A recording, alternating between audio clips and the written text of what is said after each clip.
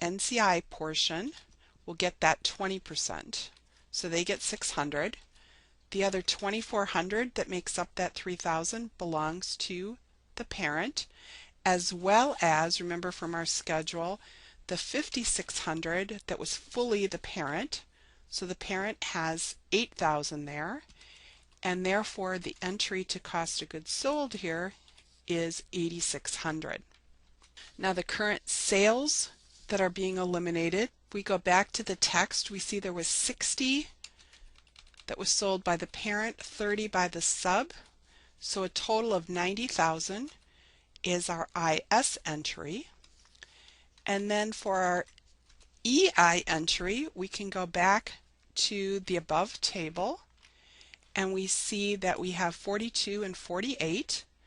This is not yet closed to retained earnings, so we don't have to split it out yet between parent and sub, because the sub NCI portion will be split out in the IDS, the income distribution. So for now we can just combine these.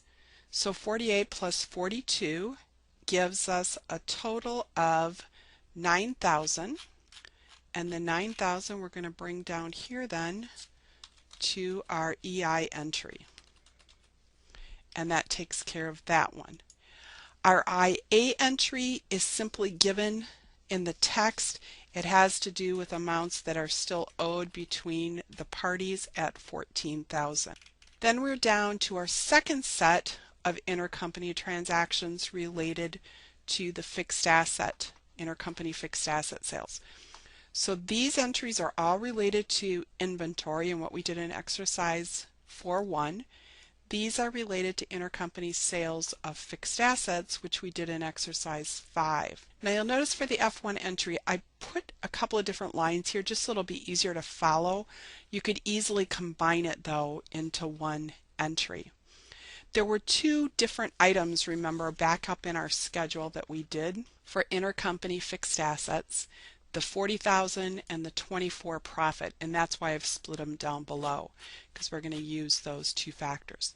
So the 40 had a prior year item, so we take the 40,000 out of the equipment, because that, just like in exercise 5, that was the total deferral. 5,000 of that was already adjusted in accumulated depreciation, and the 35 then is our retained earnings portion. For the other one, we saw in our schedule up above that the total gain was 24, and that gain happened this year, so it's still a gain on the books. It hasn't been closed to retained earnings, so that's our amount there. Then both of these have to be depreciated, we saw over time, and if we look at the depreciation, the total amount that we're concerned about is the sum of the two, or 9,000. So the 9,000 can just come into our F2 entry as a combination down below. So that should take care of all of our entries. Now it's a matter of putting them in to our worksheet. And I'm going to take a brief break from recording as I do these so you don't have to spend time watching me load them, and I'll show you the finished product after they're loaded. Alright, as you can see, I've loaded all of the entries, just posting them like you would post to a general ledger, posting the debits and credits, and again, like I did in chapter 3, putting the credits in as negative amounts so the worksheet math is a little smoother. And my total debits and credits equal at 664.8. Now we'll pick it up there and go ahead and complete the worksheet, and I'll demonstrate the rest of the completion of the worksheet. So again, like I did in the prior chapter, all of my assets and liabilities just get carried across to the consolidated balance sheet. So we'll go ahead and carry those all across. Remember, there are a few items we need to make adjustments for. First one being the investment account, because the investment account, just going straight across, we've missed a couple of adjusting entries. So we'll go ahead and pick those up and adjust for the fact that we picked those up. Our other one we need to adjust for here is, you'll notice the equipment, we actually spilled over into another line for the adjustments. So I'm going to put that on its correct line. Our accumulated depreciation, the same thing. We've got multiple lines. We need to pick that up. and eliminate that. We are good till that point in time. Then we get to the equity of the subsidiary, and we know that any equity related to the subsidiary belongs to the NCI. Whatever the parent doesn't own belongs to the NCI. So we're going to carry those balances across. Again, though, I need to adjust this retained earnings figure for the fact that we've got two adjustments that couldn't all fit on that line. So there's our NCI amounts. Then we're down to our parent equity. We'll carry across the stock and paid-in capital directly to the consolidated balance sheet, but the retained earnings amount will carry across to the controlling retained earnings column, and again we will adjust the formula to pick up the lines that we did not pick up, just going one line across. So that takes care of all of our balance sheet items. Now we're down to the income statement, and on the income statement we can carry across all of these items to the income statement column. And again, we'll need to make a couple of adjustments here. Our sales should be fine. Our cost of goods sold, we see we have, again, one too many adjustments in the line below. So we'll adjust for that. Our depreciations are fine. Other expenses, interest, and notice that our gain is now eliminated. Subsidiary income is also eliminated, and we're down to dividends. Well, this line item right here is related to the NCI again, which goes into that column, and the dividends that were declared by the parent, just like in financial accounting, become part of their retained earnings. So we now have completed it down to our initial subtotals, just like we did in Chapter 3, and we see that the combined income at this point is $154,100. So let's bring that $154,100 up here as a checked figure to the side, and we'll use the income distribution again to allocate that between the parent and the NCI. So starting with the subsidiary, I'm going to go ahead and get their internally generated items right from their trial balance. So their internally generated amount is $29,500, and let's do the same thing for the parent. Going to the parent's trial balance accounts for the income statement gives us internally generated income of $155,000. So those are our starting points. Then you'll see that as we look down below, we need to adjust for, remember, everything that happened in this income statement area that is not part of either general ledger. So I need to account for basically everything that I've highlighted there. Now remember, the IS I don't have to account for, so we can eliminate those two.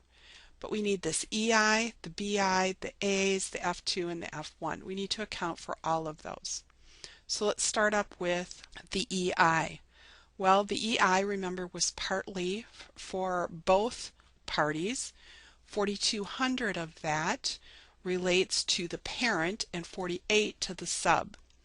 So we're going to put in here ending inventory. You can use the same categories if you want, or same references as our other entries. And we're going to put the 48 for the sub and 4,200 for the parent from our schedule that we did up above. Okay, then let's go back down here and we can highlight our amounts again. So we've got the EI. Now I need the BI entry. And the same thing, I can go up to my detail here with my BI, my beginning amounts, or 3,000 is eliminated for the sub, and you see the 5,600 for the parent. Now if I go back down here again and highlight my same things, okay, I've done the IS, EI, BI. Now I'm down to my A's. Well, we know A's are amortization of excesses. Those all belong to the subsidiary because the subsidiary, it was their excesses, so we're going to put all my A's there. Again, if I go back down here, pick up the right items, I've got my F2 and my F1 left. Okay, so my F2 was from this little schedule that we did here. So 5,000 of that was the parent, as we saw in that schedule, and 4,000 was the sub. So that's where those two come from. And then the only one I have left is my F1, which the F1 is related to the gain in the current year, and that gain was the sub. So we'll put these together again, I guess. Save line items here. So I'll put my 24 there, and now we've accounted for everything. Now we can do our totals again. So my total for the subsidiary, and I'm going to go back and put these in as credits like I should have done to begin with. So the total profit I need to allocate for the sub is 7,300. For the parent,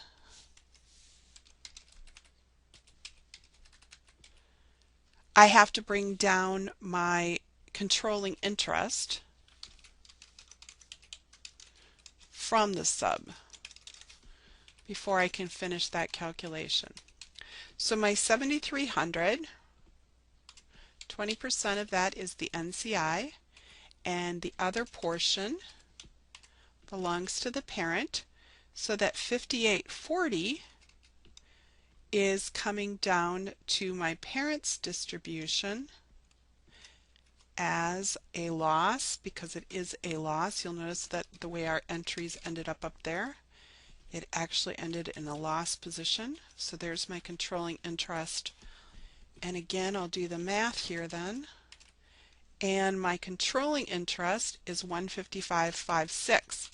Well, I know I've got a proof out to that 154.1, so let's see if this works. There's my controlling or consolidated amount combined with my NCI portion. There's my 154.1, which agrees with the amount up above, and therefore I've reconciled between those two.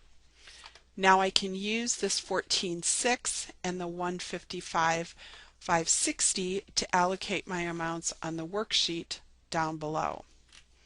So just like we did in the prior one, we're going to take the 1460 out of there and allocate it to the NCI, and then our controlling portion of the 155.560 we're going to allocate to the parents' retained earnings.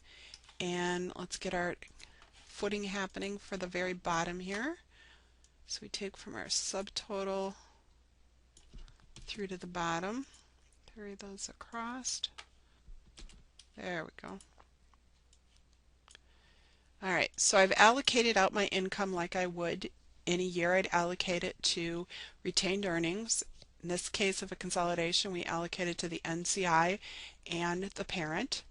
My ending NCI balance is 84,340.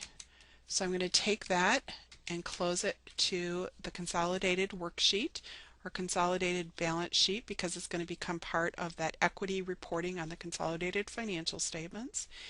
And my ending retained earnings, just like I do in basic financial accounting, gets brought over to the balance sheet, and my balance sheet now foots to 0, and here would be my reporting